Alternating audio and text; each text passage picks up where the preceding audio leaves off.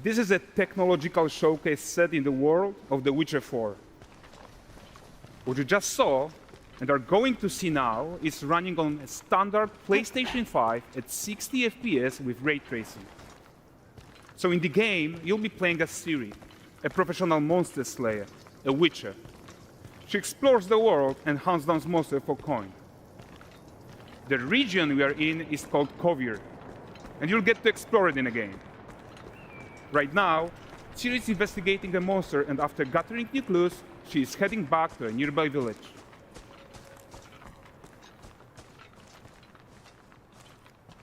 All right, everyone, meet Kelpie. Let weeds be weeds, Kelpie. So just like Geralt had Roach, Ciri has her own loyal companion. We return to town. These two characters need to feel like one. Since you're gonna explore the world on horseback, riding needs to feel seamless, natural, and just fun. Yeah, and to support that, we're introducing multi-character motion matching in Unreal. So Ciri and Kelpie, they're perfectly synchronized when mounting from any angle and speed.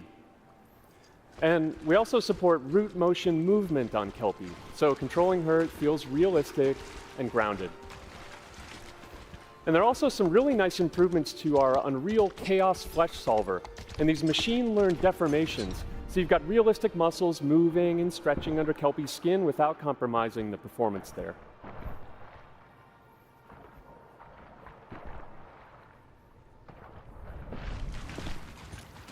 So let's leave Ciri behind for a second and talk about the world itself. So much of the Witcher world is natural, organic, especially Kovir with its dense forest and wild nature. Yeah, and wild nature is hard. And with nanite geometry, we've freed artists from so many of their old constraints. But we don't want to rest until everything we do in Unreal has that same spirit of freedom. There's always more work to do. And foliage is a huge piece of that puzzle. So we are excited to introduce nanite foliage. And in order to achieve gorgeous foliage density everywhere, while still being memory efficient, fast to render, we believe that a new idea was needed. So instead of the same card approach we've been using for the past 20 years, artists should be free to take a nanite approach to foliage, modeling every single leaf and pine needle. And the old LOD tricks of the past, they needed a complete rethink. And in their place, it's a new adaptive voxel representation in nanite. It's volumetric, it's fully 3D, it is super fast to render.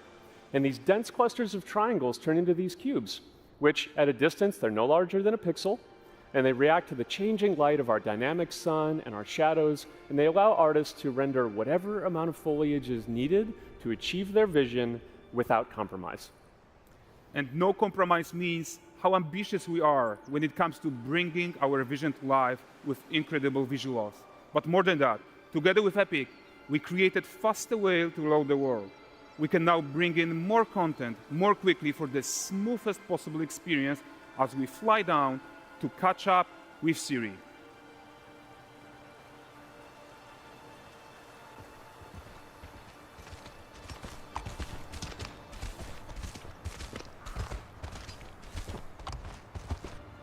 Welcome to Valdrest. So Valdrest is a port town, a hub for fishing, trade, and mining. It's one of those places where you can meet shady characters or overhear gossip from other lands. It's also where Ciri took on her current contract. High-tech, let's leave Kelpie here and explore the marketplace and food. I'm so excited we can finally show you some of this stuff. Let's see what Valdrest has to offer. Not her again. Not even at the land Exeter Fair! Now, 9 gazes while I present him with a fish. For the furry rascal will often wink, and the fair's weight grants good fortune. For this feat,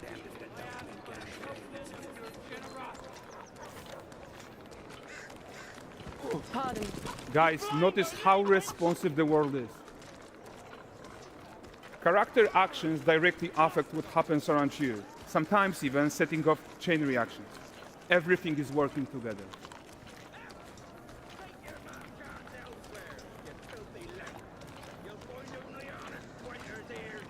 Oh, look at this poor gentleman being taught how to fly by an angry innkeeper. That's what happens when you cheat at Gwent. Last of it, is it?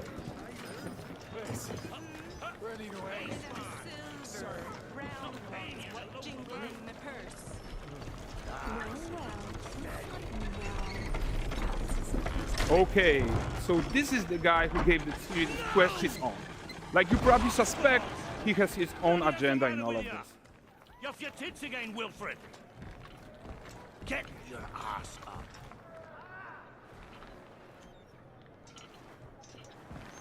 A typical day's toil. Who in? With Churres.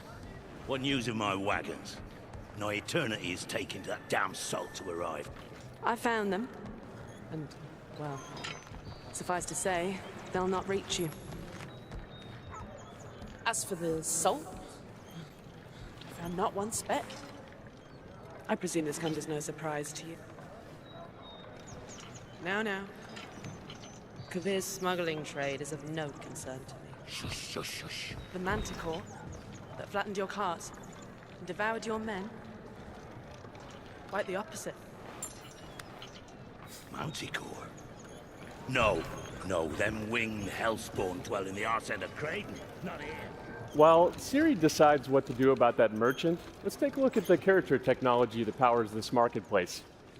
Why don't we listen in on these fishmongers? They're selling their wares, chatting up customers. Morning, catch this is. Won't find none fresher. Reckon you ladies after one of them. Comes. Get this cleaned and gutted for you. You mind, dearest? Into seeing some and more. Got mackerel cod, all Braxton's finest. And there is tons of tech at play here, even in this simple market stall. Metahuman tools, improved Unreal smart objects, chaos cloth, and more. Yeah, and all of this exists to make sure that the gap in quality between Siri and NPCs is as small as possible.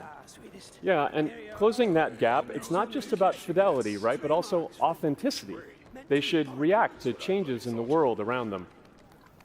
But the prisoner in pillory isn't exciting enough for Valdrest. Let's grab everyone's attention with a circus.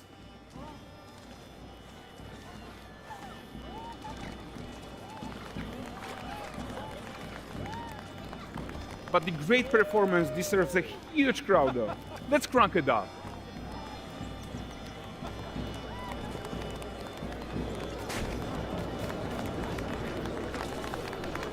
So you are seeing tons of optimizations here to many of Unreal systems, including an entirely new Unreal animation framework, allowing us to fit easily in our 60 FPS budget, not just in rendering, but also with room to spare on the game thread. Over 300 animated skeletal mesh agents all going about their business. And the whole point is to leave breathing room for developers like you to introduce the gameplay and the systems that your players expect, empowering you to make your worlds come to life without Unreal standing in your way. You are right, and that's the open world RPG that we're making. But before we wrap up, how about one final check-in with Siri?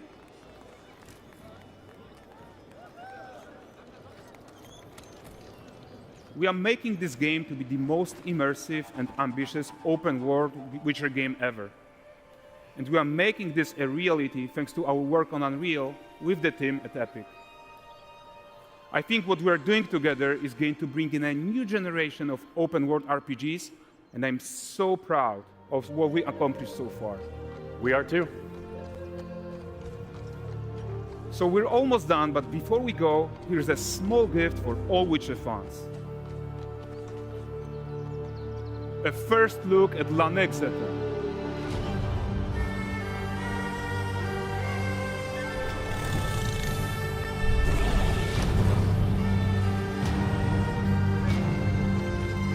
Onward, Kelpie. We've worked to do.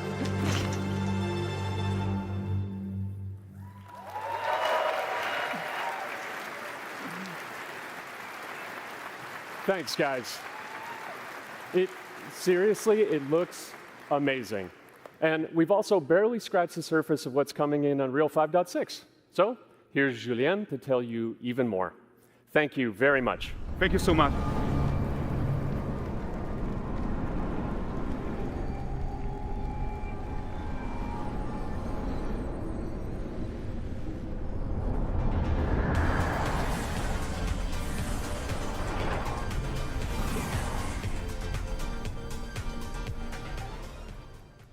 Hey everyone, great to be here in Orlando. I spent a lot of time on this demo, so I'm happy to be the one to talk about what went into the 5.6 release. An open world like that was just the perfect content to focus on our main goal for the release, which was performance. We want the engine to scale to large and rich worlds. We want to preserve graphics quality. And of course, we want to deliver high frame rates that you and your players expect. So let's check it out, starting with rendering. If you all remember, when we released Nanite with UE5, it supported static geometry. Last year, we brought skinning to Nanite. And now, we're working on Nanite foliage. The only way to have a forest that looks as good as this one is to use 3D geometry for all parts of the trees, just like we do for everything else. However, this is a crazy amount of fine geometry, so we had to rethink how trees are created and displayed. To create them, we developed Nanite assemblies. These 28 little parts that you see are all that we use to build all the spruces from the forest. They are instanced thousands of times and used like building blocks to assemble trees in different ways. And as you probably noticed with the wind effect, they even support skeletal animation, which runs on the GPU. Thanks to assembly, we greatly reduce the storage, the runtime memory, and the rendering cost. Then, to display an entire forest, the challenge was to preserve fidelity and performance from any distance. Let's check up close the level of detail we're talking about here. Lots of details. But this triangle representation is not the most efficient when far away, due to the amount of overlapping. And that's why we made an adaptive voxel representation. But in reality, you'll never see those voxels this close, since when we move the camera back, they're barely a pixel. Nanite foliage is almost done. We are moving it to the main line as we speak, and it will be available for everyone in 5.7.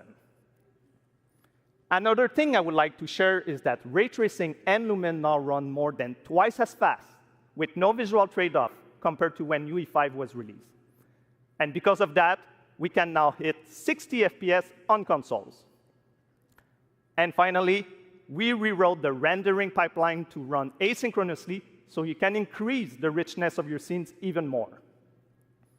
Now let's talk about chaos physics. For chaos cloth, we improve our cloth-to-cloth constraint solution.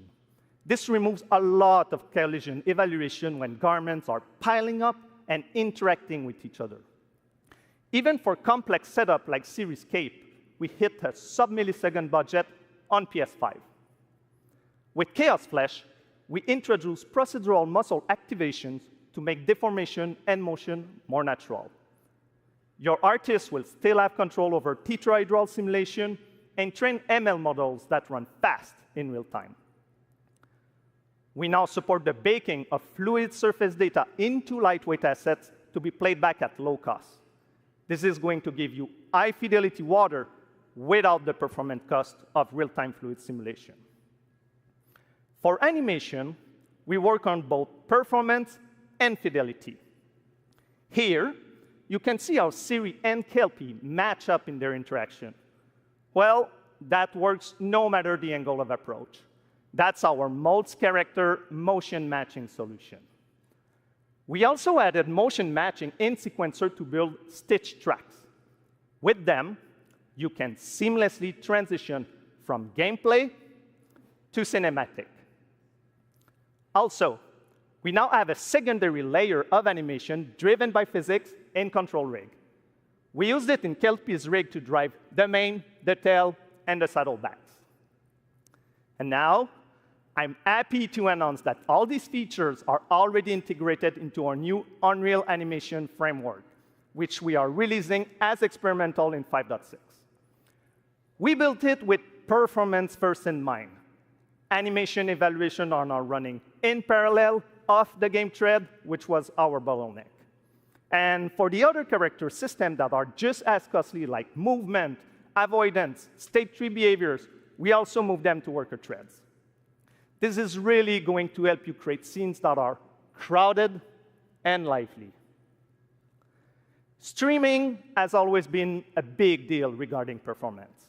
And the three biggest improvements we made are physics state creation, which now runs async, improved runtime PCG for ground scatter on GPU, and a new FastGeo plugin to stream static geometry. And just to take a different example, in CitySample, the streaming time was cut down by 90% while moving at high speed. We focus on a lot of areas for performance in 5.6, and mobile is no exception. We work on better defaults and scalability settings for mobile and minimize the default package size. We also improve our workflows with a UI refactor of the viewport toolbar and content browser, an on-device iteration workflow, and a mobile preview solution. So there you go. Unreal Engine 5.6 is all about performance, and it's available today.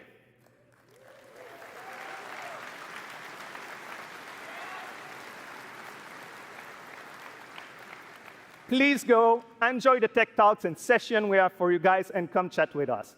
And now, please welcome Chris from the MetaHuman team. Thank you.